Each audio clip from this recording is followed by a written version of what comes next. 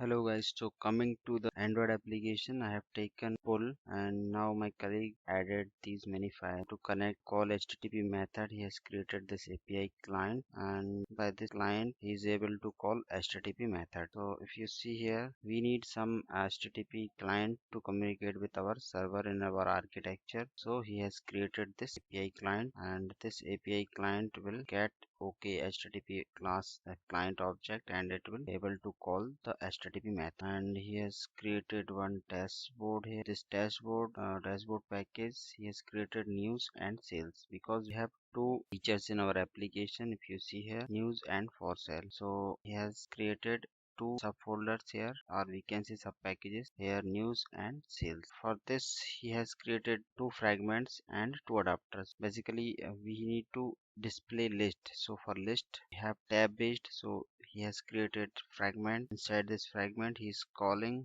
our web services by using the API HTTP client, and this is our URL. So here I have already created these endpoints, and these endpoints available in this IP. This is my local IP. If you want to deploy on your server, then you have to replace this with your domain name and your folder name. So there you can replace this one. So rest of the things work same. So in the recycler view, if you see the design, this fragment we have news fragment. So in this news fragment, if you go to the here, if you see, has created one scroll view, and inside this relative layout nothing we have did. We have just created one recycler view, and this recycler views are the properties we have defined, and one more progress bar we have given so that it will load when web service is called. So this is my news fragment, and similarly we have created sales fragment. Here also similar code we have written. So it's a replicate code we can say,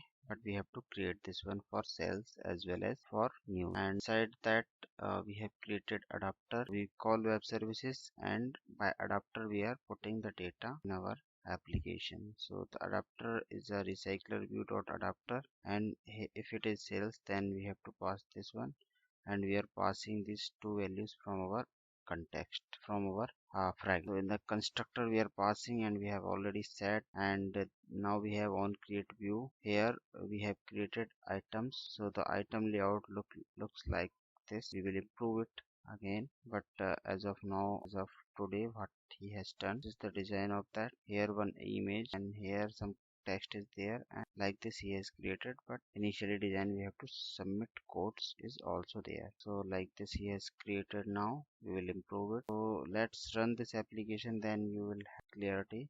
My web server is already running, and I will try to run it. So in emulator I want to run this application. Let me test my API whether they are working or not. Here integration part we are doing. Emulator will take some time. We can test our API. Here I have created one server config.